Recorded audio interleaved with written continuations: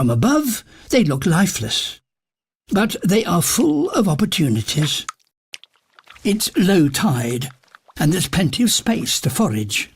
Every winter, millions of migratory birds from all over the Northern Hemisphere arrive in our estuaries to refuel.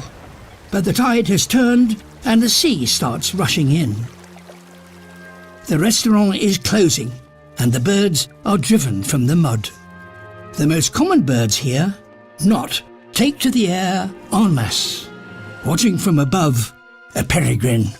It may be the fastest animal on the planet, but it won't be rushed. It surveys the flock from on high, and then tucks in its wings and dives at speeds of up to 200 miles an hour. The knot bunched tightly together. It's difficult for the peregrine to select an individual bird. So it changes its tactics. Coming in low, it's easier to pick out an individual knot. Using the hard-packed mud as a weapon, it drives its victim into the ground.